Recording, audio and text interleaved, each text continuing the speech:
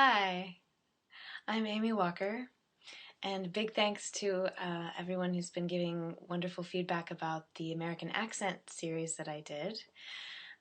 This is for you.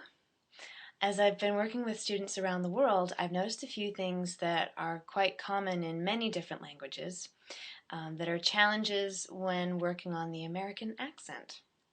So I thought I'd share with you today to focus on is. Particularly is, was, does, this voiced consonant shift. And we take something like is, that you look at it and it looks like is, maybe? Is. But pronounced is, where the S becomes a Z sound. So, but what I mean by voiced consonant, an unvoiced consonant, like S, doesn't engage the vocal cords. It's just teeth and air and tongue. But if I make the same position and I engage my voice, then I get the voiced sound. So there are times, particularly when there's a rule, which in American we put that in quotes, but in general, if the S is following a voiced consonant sound, g, b, something like that, then it would be a voiced, shift to a voiced z sound. And if it's following an unvoiced consonant, k, t, then it would be an unvoiced s. And then, so looking at the I instead of I, if you take the I that you want to make and go I, and bring the tongue down into here, I. See how that engages? Like down where the schwa is.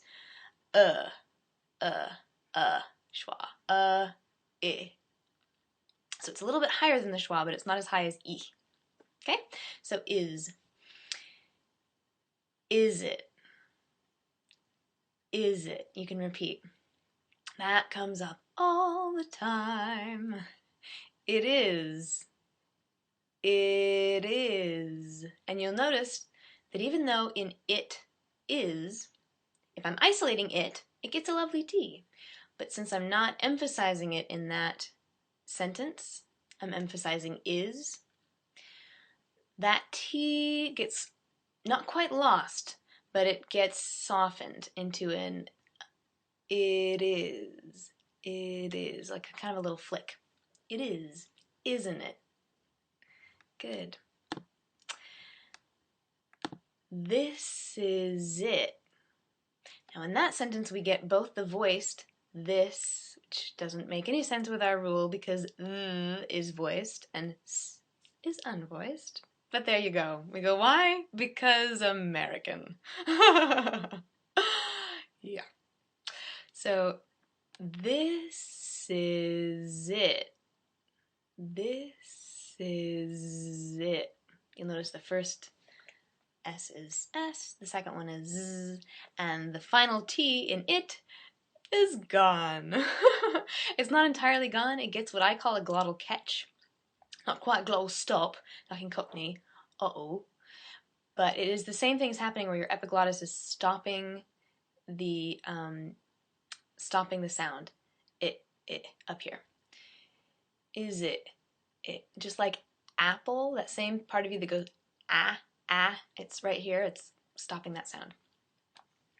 A little bit advanced, but I think you can handle it. Good.